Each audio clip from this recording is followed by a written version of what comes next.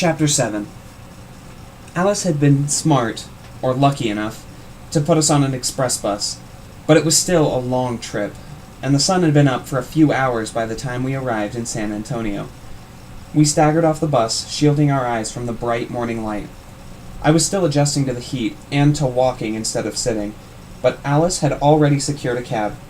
She gave the driver an address, and then told me it would take 15 or 20 minutes to get there. I wished I could call my mother. I knew she would be worried, but she knew I had to run, and she wouldn't want me contacting her since any call I made would be traced. I just hoped she was okay. There was no point in anyone hurting her or threatening to hurt her if they couldn't use it as leverage to get at me. And as long as we weren't in communication, I had to believe she would be safe. The cab stopped in a pretty normal-looking neighborhood, full of modest ranch homes. Alice led me up the walkway of a tan-colored house with a well-manicured lawn. The driveway wound around the house towards the backyard. I was busy looking for hidden aliens or federal agents, while Alice rang the doorbell. A minute later, a slightly grizzled man answered the door. He had long hair pulled back in a shoulder-length gray ponytail. His brown face was thin, with sharp cheekbones and a blade of a nose. He had plenty of creases around the eyes and mouth, but there was something warm about him, like he was the kind of person who laughed a lot. A long mustache, dark with bits of gray, worked its way almost to his chin. His left arm ended in a stump just below the elbow, and his denim long-sleeve shirt was pinned up over it. "Hey, Uncle Chicanto," Alice said with a shy smile. "Well, look at this," he said with a big grin. Then, as if someone had flipped a switch, his expression darkened. "Is something wrong? It's not your dad, is it?" "No, he's fine. Well, not fine. He's the same. But I need your help." The man cast his critical gaze at me, and then turned back to Alice. "Law after you?" "Probably," she said. "And that might be the least of our problems." He nodded. "Then you better all come in and tell me about it." Less than a minute had passed since the door had opened, and I already had the sense that Chicanto was fiercely loyal. I didn't want him thinking, even for a second, I was making trouble for Alice. I guessed I'd have maybe 10 seconds at most between his deciding I was a bad influence and my finding myself in a chokehold. My best bet, I decided, was for Alice to take the lead. As soon as we entered the house, I realized I might have to revise the cover story I'd started inventing.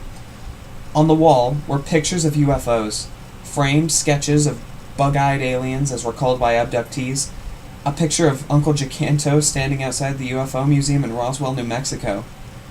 This, I had to believe, was the source of Alice's interest in all things extraterrestrial. Chicanto went into the kitchen and came with glasses of water for us, one in his hand and the other pressed to his side with his arm.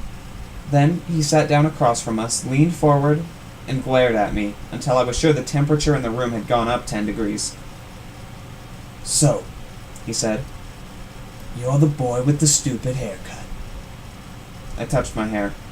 I like to think of myself as Zeke. He looked at Alice. "How long ago'd you find him?"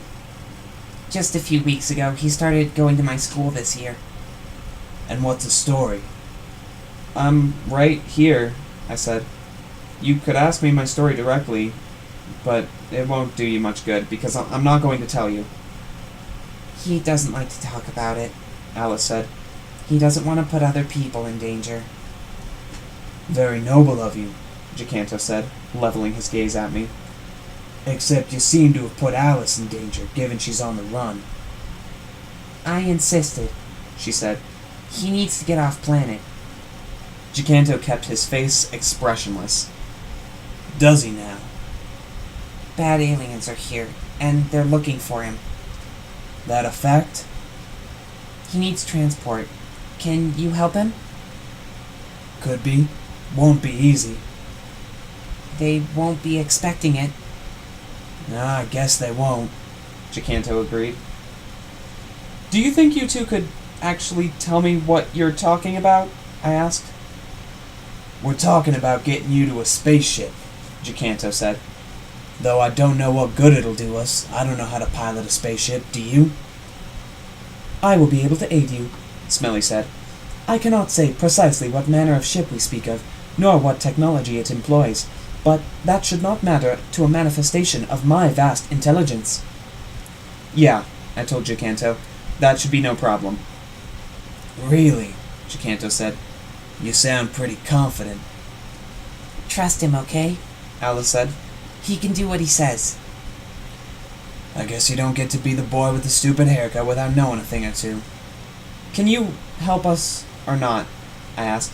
Because if you can't, I need to put some distance between me and the both of you, and figure out things on my own. Jacanto nodded at me, like he'd finished taking my measure. I know where you can find a spaceship, 100%. I was still not convinced.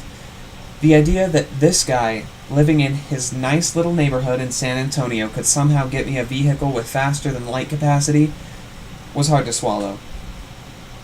And where exactly would that be? I demanded. Mos Eisley?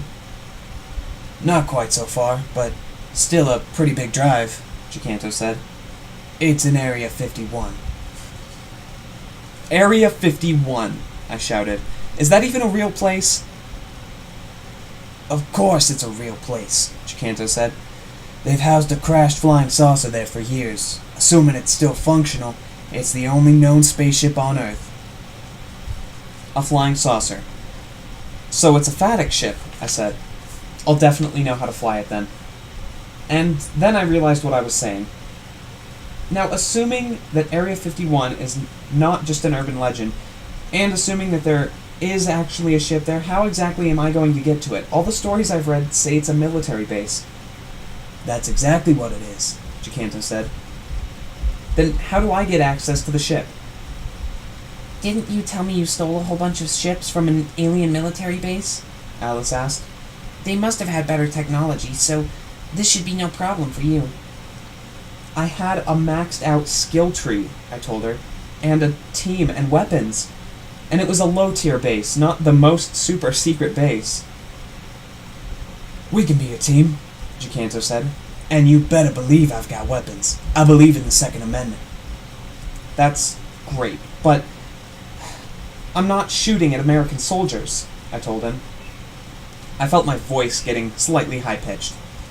I had stun weapons when I broke into that prison, and not one being was seriously hurt. I wouldn't use actual bullets on fads, and I hate fads. I can't go around shooting people of my own species who are serving my own country just because they're in my way. No one has to get hurt, Jacanto said.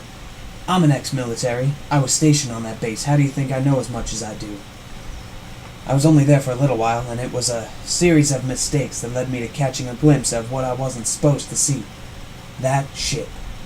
But I know it's there. If you can really fly the ship, I can get you to it. And why exactly would you do that? I demanded. You don't know me. Alice knows you, he said. And Alice doesn't hop on a bus with some guy she doesn't trust. It's not like you're amazingly charming or anything.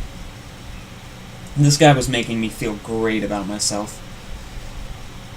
And that's why you're going to risk being arrested or shot? Because Alice believes I'm the real deal?